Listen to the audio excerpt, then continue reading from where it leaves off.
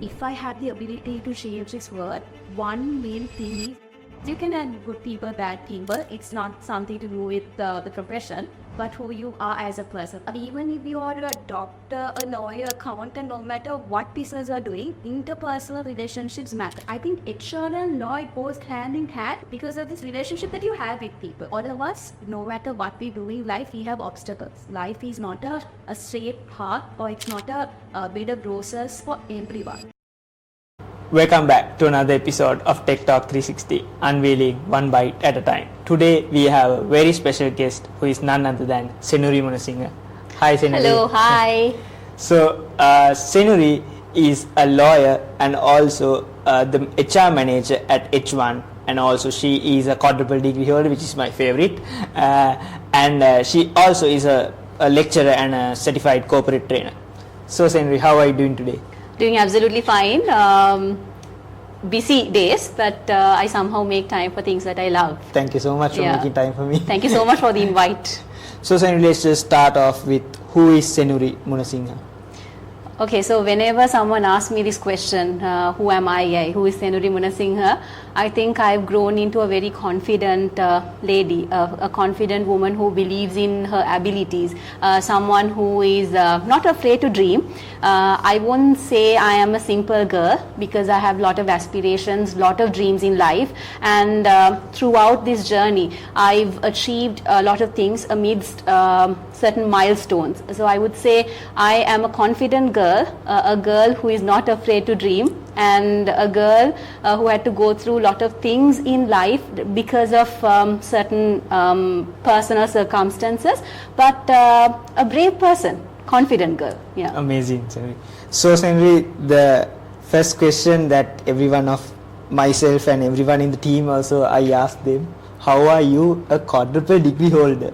We are here thriving to get one degree, and so how are you actually a quadruple degree holder, and how did that drive come towards you, and how did you achieve it? That's like the main point that I want to touch on. Yeah, so whenever someone goes through my CV, the first thing that they see is my educational qualifications. Even though I try to come up with a concise version of my CV, it's very difficult for me to cut off my educational qualifications, apart from the extracurricular activities that I've done in school, in university, and continue to do now. In terms of obtaining this quadruple degree, so I have 3 masters and my LLB, which is from University of London. My parents never forced me to go that extra mile. You know, parents, Sri Lankan parents, brown parents are always like, go ahead with your studies, pursue your passion, or go ahead with your education. So I was that kid who actually dreamt of doing something extra or going that extra mile because I always wanted to be a unique person. I believe in this concept of unique value proposition. It's a marketing concept, but I applied it to my life being a lecturer. What I thought was, if I have the ability to change this world, one main thing is through education. Because of the other fields that I'm in, I think education has helped me out and it has made me a better person. So in terms of the masters that I've done, so I have an MBA that is from University of Northampton, MSc in Business Psychology, more into marketing, consumer psychology, and then Masters in Labor Relations and Human Resource Management, combination of law and HR, and my LLB from University of London. So what made me pursue this was my passion. No one ever forced me, especially my parents. After the first degree and after becoming a lawyer, they were like, you can do what you like, that's totally fine. But it was my drive, my passion. I had that inner drive from small days. Whatever I wanted to achieve in my life, I had certain goals, which was, I would say, it was not easy to achieve those, but because of the goals that I had, because of the aspirations, I actually wanted to go that extra mile and achieve it. So when I first told my parents, I actually started the MBA first, and then when I saw this advertisement from University of Colombo regarding this Masters in Labor Relations and Human Resource Management, I love law and HR. I still remember I told my mother, I really want to do it, can you finance it? Because I was I was doing another course, and I was actually sponsoring my education, and my mother was like, now enough, you focus on one master's, that's totally enough. But I remember I kept on nagging. This is not the usual scene when it comes to a family, right? But my mother's like, enough, because from small days I've done different courses, different diplomas, and then I made her understand I can focus on other things after completing my education. And my biggest goal was to complete or get more qualifications at a tender age. And I think as of now, I have 17 qualifications. That is purely because I'm an ardent lover of studies. Not only qualifications per se. Being a lecturer myself, I love reading things. I love going through or exploring new subjects. It's purely my passion. No one ever forced me. So my advice to you is follow your heart, follow what you're passionate about. Yeah. Here is a man who imagined machines that could think.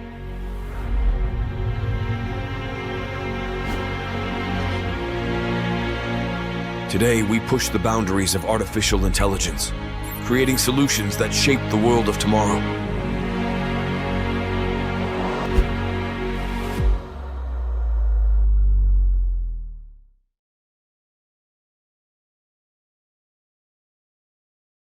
So it's a very unique episode because I am actually the opposite of you, because I don't like much qualifications. I know. Many of, not many, but some people like the practicality and trying out stuff and all that. So I'm glad to have you here to speak up on this. So Senuri, if I just ask you, if I'm not mistaken, your first degree was the law degree? Was a law degree. That also I did simultaneously because I got selected to law college, Sri Lanka Law College. So I did my attorneys and bachelor's simultaneously while studying HR at CIPM. So I did the professional qualification in human resource management. So back then also I was studying three things. University of London LLB, that is a UK law, and then attorneys, and then HR. So if I just focus this question on the law side of it, so how much value has this law and working with different kind of people and getting into the law school, how has that add value to yourself? And if there is any story that you could share throughout that journey, what would it be? First, I would like to start off saying, since I studied University of London LLB, that gave me a different perspective, because learning about laws of another country, it was really interesting. And then attorney Sri Lankan law, I wouldn't say it's totally different, but certain areas are different. It's quite interesting because of the case laws. So first I struggled in terms of identifying how to study, because University of London, the syllabus is different, and then you get the Sri Lankan law, it's totally different and very difficult to go through the cases also. So I developed my own mechanism of study. And in terms of answering your question, law is like the cornerstone of my educational journey. I think after taking oaths, that was my childhood dream, to become a lawyer and to be in the corporate sector. After taking oaths, I actually had the opportunity to appear in court, and I worked for one of the renowned civil law firms in Sri Lanka, exploring different matters and looking at personal issues of people, not at the law firm, but personally people used to approach me because of the background that I had, because I was into counseling, psychology, all of that. Interesting to see all these vivid experiences that people get in terms of say personal issues, marriage, then adoption, custody, maintenance, then apart from that a different world when it comes to the corporate sector, tax matters, to all these issues companies are facing. So it actually opened the path or opened doors for other avenues as well. So I would say out of all my qualifications, law was that qualification which actually defined who I am as a lawyer, because it's a professional path that you take, and on the other hand you get to help a lot of people. So I've been part of legal aid campaigns during law college. Also I was part of the law students human rights movement. I was part of the committee as well. So we had a lot of legal aid campaigns. We visited the prison, then we got that experience to deal with a lot of people coming from different backgrounds and stratas of the society. So I feel this is one of those professions where you can help out people. People have different opinions about lawyers, but whatever industry, whatever profession you are in, it depends on the people, because it's a cross section of the society. You represent the society. You can have good people, bad people. It's not something to do with the profession, but who you are as a person. So I just love being a lawyer. I love, more than any other qualification, any other designation, I love that term, you're a lawyer. He spent his career inventing the tools, toys, software, and projects that popularized the view of computers as incubators of knowledge. We carry his torch, inspiring the next generation of innovators through innovative learning experiences.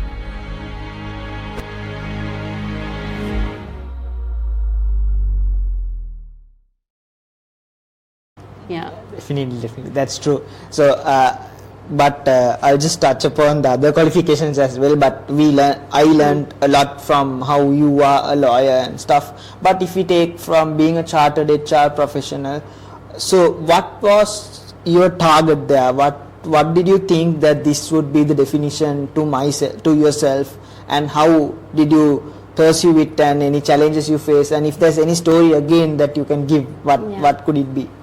So when I started HR, I actually did not have a clear understanding about HR, simply because I was not exposed to that during our days. It was not that prominent, and HR was not a special subject. But what happened was, when I was pursuing my LLB, I sat for the law entrance exam also, and I got through that. My friend, who was an ardent lover of HR, she was like, I can't go alone, can you come with me? So because of her, I started that journey, and halfway through she migrated, she went to another country and she completed HR. I was fascinated about this subject, and while studying law, why I wanted to study HR was, slowly I got the hang of it. Whatever industry that you're in, whatever profession you're in, you have to deal with people, you have to understand people. Even if you're a doctor, a lawyer, accountant, no matter what business you're doing, interpersonal relationships matter. So that is one part of HR, but HR is a deeper subject when it comes to the corporate sector. There are different functions, from recruitment to training and development. And then I found this area where I love learning and development, training and development. I thought, because of my soft skills, I would be a good trainer. So while studying HR, after studying HR actually, after getting the professional qualification, so I had to undergo different stages. It was for 3 years. After that, I did the National Diploma in Human Resource Development. So that was one function of HR. So currently, it has helped me a lot in terms of exploring the day-to-day functions of my role as a managed HR at H1, from recruitment till the time employee leaves. All those functions, I have that experience and exposure. So the only part that I don't like is the compensation and the fear of the numbers. So there are things that people love and people don't like in life. So I am not that passionate about it. Not that I am not good at it, just that I don't like it. So there are different functions of HR, and being a lawyer, it has really helped me in terms of labor matters, in terms of coming up with like different subjects, exploring different areas, talking to people. That's what I love the most. So when you're part of HR, you get to organize events, to deal with issues of people. You get to know about people. So I think HR and law, it goes hand in hand because of this relationship that you have with people. So I am someone who loves talking to people, getting to know people, because of my extrovert qualities, I would say. So HR and law goes hand in hand, and I think I made the right decision by choosing HR as the complementing subject to law. Definitely, both of us have one thing in common, is like we love talking to people. Talking to people, yes. So Senuri, there's this another question that I have to ask, is that probably all of us listening to it also has that question. How did you balance all of this? Like you mentioned, you did simultaneously the degrees, and like after that you had so many stuff balancing other than doing the same thing. So what was that skill that you could say that you should, is a must-have these days when it comes to balancing tasks and skills? Now, of course, when you go on YouTube, you find a lot of tutorials, all of that. But during my time, like I was not that exposed to YouTube. I'm not that old either. Still in my late 20s. But I would say when people ask me how do you balance all of this, I would say planning. I plan like nothing before I go to sleep, hence why I have dark circles, all of that. I think, I plan, I execute it. So I do journaling also. What I do is, since we use phones nowadays, we can plan well ahead. So I plan in terms of the days, the time, and I keep time for myself also. So apart from all of this, like apart from my full-time job, I do corporate training. I am a lecturer as well. So weekends, these days my students have exams, so that's why today it's a free day for me. But full time, Saturday and Sunday, I lecture.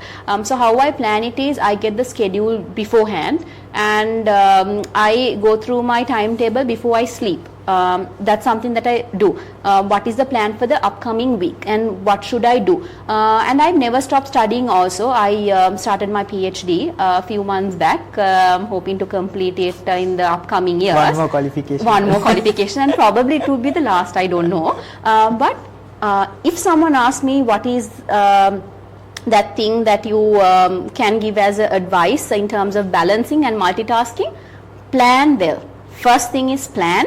And even if you are not into journaling, just have a vision board or something so that you know you're working towards your goals. Even if you have to wake up early morning, sometimes when I do TV programs, they pick us up around 2 o'clock. Then when I see my vision board, oh, okay, so this is part of my goal. So you envision it, you see it on a daily basis, and that is what runs within you. So that is the second thing. And the third one is, just don't just don't compare yourself with others. Even if someone else is doing like hundreds of things, if you can only balance one or two, just do it, focus on that, and be your best. So that is my advice, 3. Definitely. So Senuri, if I just could add on to something, is that you have been practicing all those stuff that you mentioned earlier. So if there is any challenges that you have faced throughout these industries and everything that you have done so far, what challenges have you faced when you have found it hard to do some exams, or if there's an exam, we always tend to do it in the last moment. So any challenges like that you faced throughout the journey? Yeah, many challenges, I would say. I think our mind is the biggest challenge. Last week also, before ending the last session, I told my students, if you set your mind into something, you can definitely do it. And I believe in that. I believe in that because of my routine and whatever I've achieved in my life. All of us, no matter what we do in life, we have obstacles. Life is not a straight path, or it's not a bed of roses for everyone. There can be financial difficulties, there can be mental traumas, or there can be personal difficulties, personal issues, family issues. You yourself can be the biggest challenge for your own self, your mindset. So what I faced was first identifying my study pattern and study routine, because people learn in different ways. There's this model called VARK, which I came across few years back as a corporate trainer. Some are visual learners, some are auditory learners. After listening to something only, it goes to your head. That's why people listen to recordings. They record the session and they listen to it. Some are they need notes, the reading and writing. And then the K of VARK is kinesthetic. You need activities to remember certain things. Identify your learning pattern or your learning method. Are you a visual learner or auditory learner, or you want to learn read or write? So first thing is identify your pattern. So I struggled in terms of identifying my method of studying. After that, I actually realized I have a photographic memory. Whatever I see, I remember. So that is my strength. So identify your strength. The second one is whenever you study, take breaks. So there's a technique called Pomodoro. Take breaks, 25 minutes. You study at a stretch, 5 minutes, you take a break.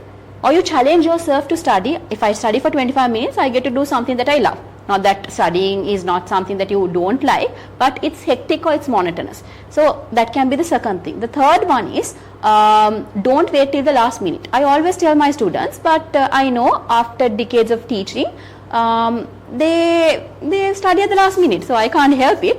But do a mind map. Have your short note. Short note is something. A lot of Sri Lankan students, they don't know how to do mind map. Short note is something, and then after doing the short note, you take everything into one paper and you have a mind map.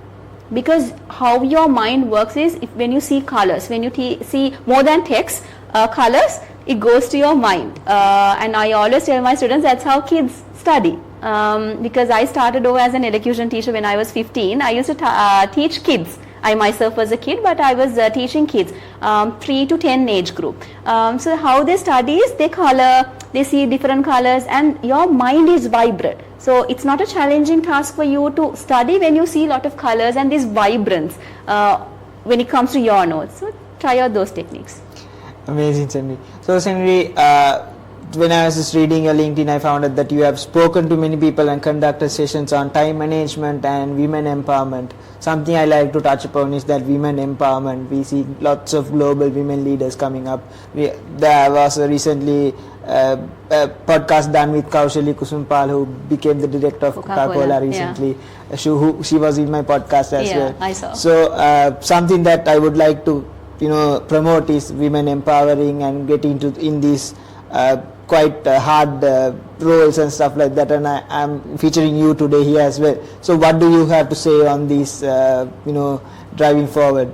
I'm an ardent lover of women empowerment. That topic itself, it gives me goosebumps, because when you empower a girl, when you empower a woman, you empower a society as a whole. Why I'm saying that is, our mothers are the backbone of the society, not that fathers should be left aside or left behind, but because of the sacrifices that they have made. So I think education is one important aspect when it comes to empowerment of women. And being a lawyer myself, I've experienced a lot of issues, or I've seen a lot of people going through personal traumas, issues, especially women, because of the stereotypes within the society, which is sad, because women go through so much in life, and people are there to judge. Even if you are too educated, people would say, oh, a girl should not be educated. If you are pretty and if you have reached a good position in terms of your career ladder, they'll be like, oh, because you are pretty, you went up the ladder. And if you don't have kids, then they will still say, you have everything, but you don't have kids.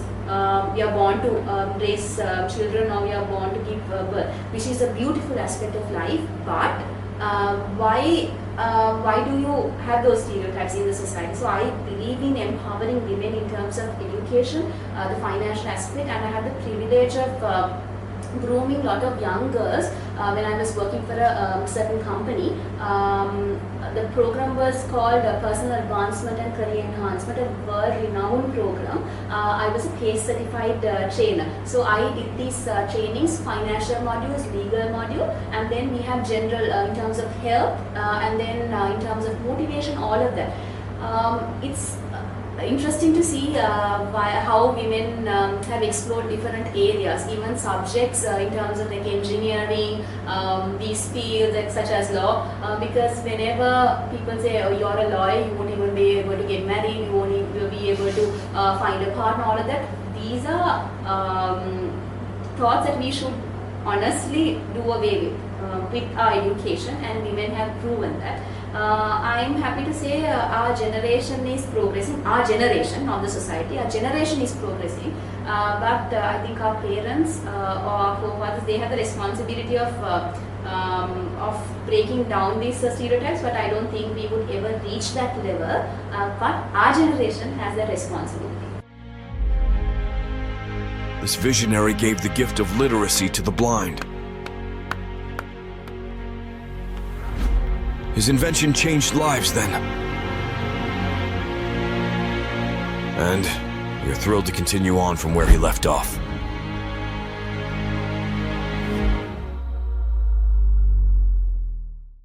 Definitely.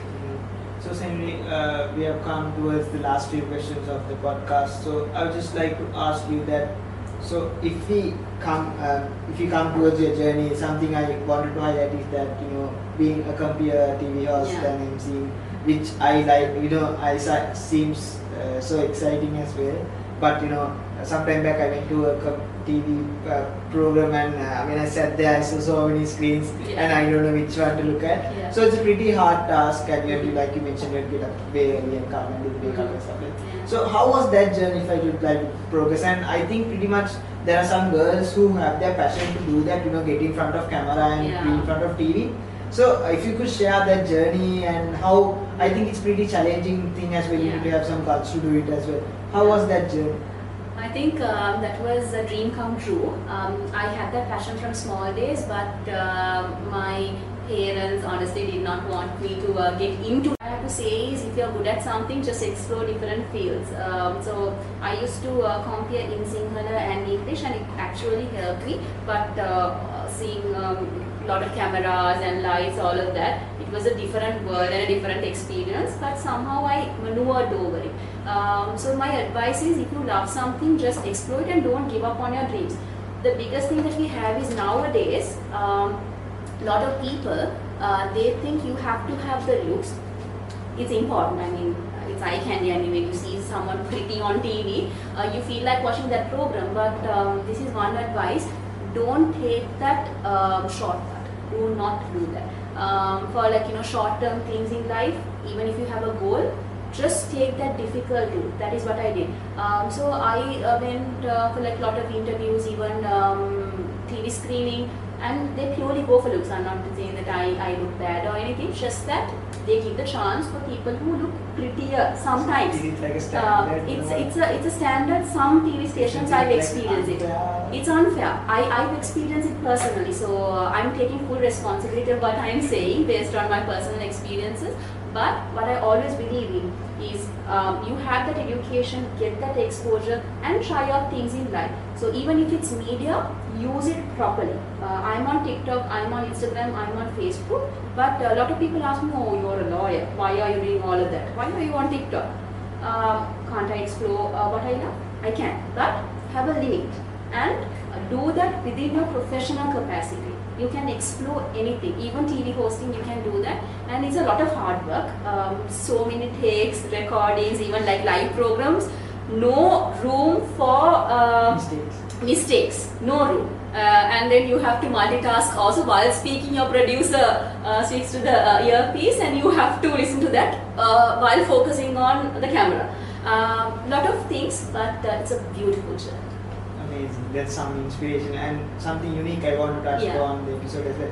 So Senuri, this last question I almost ask in every episode of the podcast is that if we turn back into Sri Lanka, in terms of all the degrees that you held, all the qualifications and the entire journey, what message that you have to give to the youth? And if we talk about the future of Sri Lanka, it's the youth that we drive in towards the future and we give on to them. I'm not talking about the politicians and stuff like that. But if there is that one message that you have to give them, and if there is something that we are getting behind of, what would it be? I work with a lot of youngsters, the future generation of this country. One advice I have to give you is, do not leave this country. This country has so much potential. I know you're hurt. I know whenever your application is rejected and some politician's son or through a contact, someone else, when they get the job, you feel this country is not valuing you. No. If we leave this country, there won't be anyone to take this country forward, and our children will blame us someday. So believe in this country and the potential of this country, and believe in our ability to change the status quo. We saw it a few months back, and it will happen in the future as well if it continues to trot down that path. So believe in your ability and voice out your concerns. So that is what I believe, and I always tell my students, do not take the shortcut in life. So if the shortcut is to migrate, to do something, yeah, that's fine, but then this country needs you. Who's going to take this country forward? All these old politicians? All these uneducated politicians? No, it's you who can take this country forward. So give that to your country. That is the best thing that you can do. That's definitely a message that we have to take forward. So thank you so much, Senuri, for coming into the podcast today. And I wish you best of luck in everything that you do. And there's an 18th qualification coming soon. Yes. So wishing you all the best for the future years. And if there's anything or last message that you have to give in the podcast, please do. So I would like to thank your team for inviting me, because this is much needed, and I am amazed by this setup and all of that. I actually went through a few podcasts as well. So good luck for your team, and thank you so much for being part of this endeavor. Wishing you the best. Thank you, Senuri. Thank you so much. Bye.